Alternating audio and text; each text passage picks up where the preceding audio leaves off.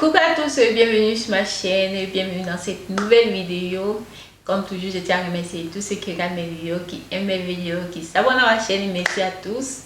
Pour ceux qui ne l'ont pas encore fait, n'hésitez pas à cliquer sur la chaîne. Cliquez sur le bouton abonner. Et si vous l'avez déjà fait, cliquez aussi sur la cloche pour recevoir les notifications que j'ai postées une nouvelle vidéo. Voilà. Donc, dans cette vidéo, on va parler des shampoings. Et les shampoings assez spéciaux qu'on appelle les shampoings sans SLS ou SLES, qui seraient SLS est mis pour sodium lauryl sulfate et SLES pour sodium laureth sulfate. Le shampoing est un produit qu'on utilise pour se laver les cheveux, tout simplement. Les cheveux et le cuir chevelu. Donc, et maintenant, il y a différents types de shampoings. Et vous savez que pour les cheveux crépus, on a tendance à promouvoir plus l'utilisation des shampoings sans sulfate normalement. Pourquoi? Parce que les sulfates sont des détergents assez agressifs pour les cheveux, parce que avec les cheveux crépus, surtout on a les cheveux secs et le shampoing a tendance à être trop agressif pour nos cheveux, donc a tendance à rendre les cheveux rêches, à les emmêler parce qu'il soulève les cuticules des cheveux pour pouvoir nettoyer trop en profondeur et comme ça déshydrater le cheveu et aussi comment dire, faire ce qui s'en mêle entre eux, qui s'accrochent entre eux à travers les écailles. Donc voilà pourquoi on préconise l'utilisation des shampoings normalement sans sulfate. Les sulfates, il y a beaucoup de types et vous les trouvez dans les gels de douche par exemple, dans les pâtes dentifrice, dans les produits pour vaisselle et tout. Donc ce sont des détergents assez communément utilisés dans beaucoup de produits. Il y en a vraiment différents types, comme les plus vulgaires, je vais dire, ce sont les sulfates les plus vulgaires sont les sodium laureth sulfate ou sodium lauryl sulfate. Il y a cette arnaque commerciale que certaines compagnies assez grandes, suivez mon regard, comment on dit, utilisent au lieu de shampoing sans sulfate, ils écrivent shampoing sans SLS et SLES. Maintenant, ils sont en train d'éliminer un type de sulfate, mais pas tous les sulfates, parce que la majeure partie les remplace par l'ammonium lauryl sulfate et l'ammonium laureth sulfate, qui sont les plus pires, qui sont les détergents plus forts en fait que les sodium lauryl sulfate. La majeure partie le font avec ceux d'autres utilisent ceux un peu plus intermédiaires et moins agressifs comme le sodium laureth sulfate ou taureth sulfate. Donc mais la majeure partie, si vous regardez, ils utilisent ça qui est encore plus fort. Et maintenant une personne peut dire ah, je n'utilise pas le sulfate. Et moi, j'ai trouvé que c'est assez désolant. Je pense que c'est désolant parce que c'est vrai qu'on joue beaucoup sur le fait que beaucoup de personnes ne prêtent pas trop attention. On est dans le monde du capitalisme où on veut vendre à tout prix. Donc maintenant, c'est à chaque personne de faire son choix et le choix d'être ou arnaqué ou de prendre un peu la peine de s'informer et de lire les ingrédients, apprendre à lire les ingrédients, surtout les 5 premiers ingrédients dans lesquels vous devez vraiment, pour les cheveux crépus, éviter les shampoings avec sulfate. C'est qui finit par sulfate. Si vous allez voir sodium, quelque chose de sulfate. Sulfate, en lui, c'est pas le...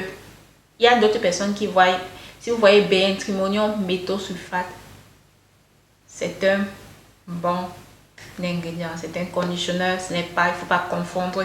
Donc si vous voyez surtout le deuxième, troisième ingrédient comme ça, parmi les 5 premiers ingrédients, sodium laureth sulfate, ammonium laureth sulfate, taureth sulfate, cherchez d'éviter cela. Donc vous devez plutôt trouver des ingrédients quand vous cherchez les shampoings, les ingrédients, les détergents doux, qui sont vraiment doux, comme le cocamidopropylbétène, et il y a aussi sodium lauryl sarcosinate, déciglucoside.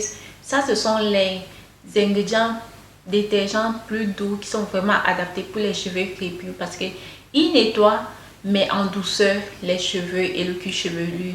Donc vous devez rechercher cela. Je ne vais pas trop faire de propagande sur les shampoings que vous pouvez utiliser parce que vous le saurez bientôt, mais comment dire, vous devez essayer de chercher cela sur internet. C'est vrai que parmi les produits que j'ai utilisés, c'est vrai, il y avait Keracare Cleansing Cream qui sont les shampoings sans sulfate et je sais pas, les shampoings de chez Moisture, même que je suis plus chez Moisture, donc j'ai fait un tas d'autres produits, donc j'ai arrêté vraiment et vous le saurez bientôt pourquoi. Donc voilà.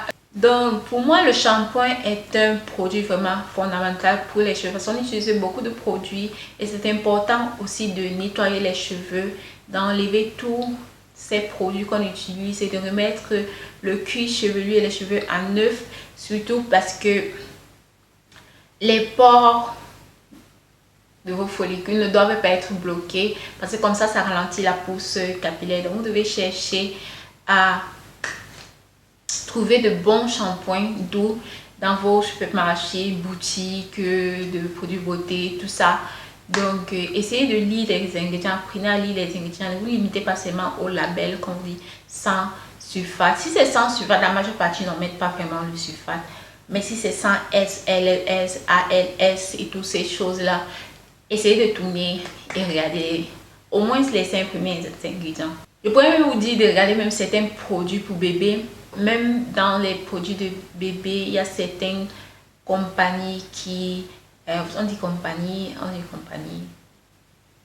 industrie, société, tout ce que vous voulez.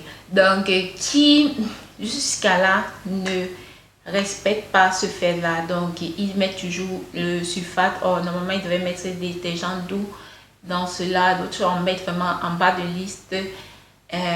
Mais heureusement, ça ne veut, je ne veux pas dire que ça crée trop de problèmes parce que la majeure partie des produits pour bébés sont très